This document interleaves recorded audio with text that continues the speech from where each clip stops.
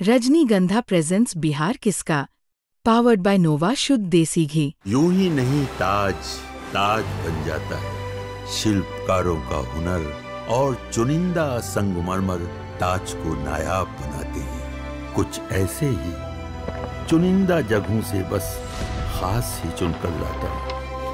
कतरे कतरे को मैं हीरे सा परखता हूँ। यूं ही नहीं मैं रजनीगंधा बन जाता हूँ। मोकामा में जो चुनावी हिंसा हुई उसके बाद अब अनंत सिंह की गिरफ्तारी हुई। हमारे साथ बिहार के डीजीपी विनय कुमार जी हैं। विनय जी, जो कल कार्रवाई हुई रात में, क्या वाकई जो चुनाव आयोग की तरफ से सख्ती या निर्देश दिए गए उसके बाद ही एक्शन में हुआ, या फिर जो कानून व्यवस्था बनाए रखने के लिए जरूरी कदम? नहीं, आपने देखा होगा कि जो नेचुरल सीक्वेंस में हर कार्रवाइयां हो रही है। घटना होने के बाद हम लोगों ने कमिश्नर और आईजी को वहां पे भेजा, उनके ज्वाइंट रिपोर्ट प्राप्त किए गए, सीनियर एसपी भ्रमण किए, जो क्षेत्रीय पदाधिकारी थाना से लेकर के अनुमंडल तक थे वो सभी इस घटना की जानकारी मिलते ही वहां पे गए थे। और कुछ एस्पेक्ट्स को देखा गया कि यदि क्षेत्रीय पदाधिकारी पूरी तरीके से सजग रहते, जैसे वाहनों की संख्या अधिक पाई गई जो मॉडल कोड ऑफ कंडक्ट का उल्लंघन है, तो जो लोकल ऑफिसर्स हैं उनको इंश्योर करना चाहिए था कि जो परमिटेड वाहन है वही वाहन उसमें रहना चाहिए। तो इन सभी बातों को दृष्टिगत रखते हुए सबसे पहले जो दोनों थानाध्यक्ष हैं, चूंकि ये सीमा पर ये घटना हुई है, घोसबरी और भदौरा थाना, जो भदौर थाना है उसमें, दोनों थानाध्यक्ष को प्रथम दिन ही निलंबित करने का आदेश दिया गया था। सीनियर एसपी के द्वारा उन दोनों को निलंबित कर दिया गया था।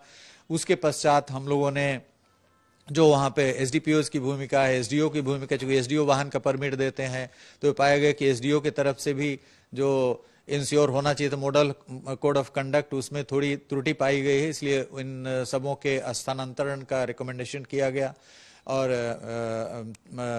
भारत के निर्वाचन आयोग के द्वारा उस पर सहमति दी गई है। एक जिस डीएसपी के कार्यक्षेत्र में घटना घटित हुई है उनको निलंबित किया गया है।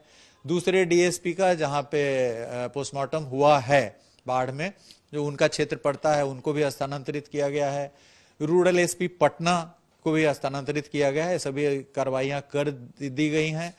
दोनों अनुमंडल में अनुमंडल पुलिस पदाधिकारियों की पोस्टिंग कल ही कर दी गई है। उन लोगों ने अपना योगदान भी दे दिया है बाढ़ 1 और 2 में। और सवाल ये हो रहा है कि 30 तारीख की घटना है, 30 अक्टूबर की, और कल आधी रात में अनंत सिंह की गिरफ्तारी हुई, तो क्या इसके पीछे वजह क्या रही? क्या जांच अनुसंधान आगे बढ़ा?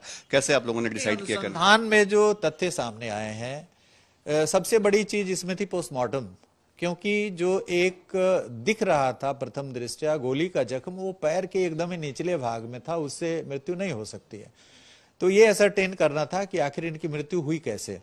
तो जो अंदरूनी जख्म है वो बाहर से नहीं दिखता है, ये पोस्टमार्टम के बाद ही क्लियर होगा। और जैसा कि आप देखे हैं कि पोस्टमार्टम उस दिन रात्रि के दौरान नहीं हो पाया, पूरी लाइटिंग की व्यवस्था करके भी हम लोगों ने प्रयास किया था कि पोस्टमार्टम हो जाए, लेकिन विक्टिम के पक्ष का यह अनुरोध था कि हम लोग डे लाइट में पोस्टमार्टम कराएंगे। तो डे लाइट में अगले दिन पोस्टमार्टम हुआ। उसमें विक्टिम पक्ष के लोग भी वीडियोग्राफी कर रहे थे, वीडियोग्राफी के तहत पोस्टमार्टम हुआ है। टीम ऑफ डॉक्टर्स के द्वारा पोस्टमार्टम हुआ है। हम लोगों ने निष्पक्षता के ख्याल से यह भी सोचा था कि यदि बाढ़ अनुमंडल में चिकित्सकों का पूरा पैनल नहीं उपलब्ध होगा तो पीएमसीएच में हम लोग पोस्टमार्टम कराएंगे, लेकिन विक्टिम पक्ष के द्वारा बताया गया नहीं, हम लोग बाढ़ में ही पोस्टमार्टम कराएंगे। तो हम लोगों ने बाढ़ में ही कराया, बिकॉज उनके द्वारा यह कहा जा रहा था कि नहीं, पटना में जाएगा तो वहां पे कहीं निष्पक्षता नहीं बरती जाएगी। तो उनके अनुरोध पर हम लोग बाढ़ में ही टीम ऑफ डॉक्टर्स से पोस्टमार्टम कराया। उनकी उपस्थिति भी थी, उनके पक्ष के लोग भी वीडियोग्राफी कर रहे थे। तो पूरी निष्पक्षता के साथ पुलिस कार्रवाई कर रही है। सीआईडी का एक बहुत ही सशक्त दल डीआईजी के नेतृत्व में, जिसमें एसपी क्राइम, डीआईजी क्राइम और डीएसपी क्राइम्स और पूरी उसकी टीम है, फोरेंसिक्स की पूरी टीम है, जो वहां पे 2 दिन से कार्यरत है और साक्ष्य संकलन कर रही है। अभी सीआईडी की टीम के साथ भी मेरी समीक्षा होगी। तो ये साक्ष्य के आधार पे उनकी उपस्थिति वहां पे है, लेकिन ये बात आ रही थी कि वो आगे निकल चुके थे, उनकी गाड़ियां कुछ फंस गई थी, उसमें ये हुआ था। तो ये पोस्टमार्टम में ये क्लियर हुआ है कि hard and blunt heavy substance उनके बदन से क्रॉस किया है, जिसके कारण मृत्यु हुई है, कार्डियो रेस्पिरेटरी फेलियर हुआ है। तो अब ये वाहन भी यदि आप देखेंगे तो ऐसा लग रहा है कि जो स्टोन पेल्टिंग हो रहा है वो ज्यादातर जो मृतक पक्ष के लोग हैं, जो जन स्वराज के समर्थक, उनके द्वारा वाहनों को क्षतिग्रस्त किया जा रहा है, ज्यादातर जो दिख रहा है विजुअल्स में।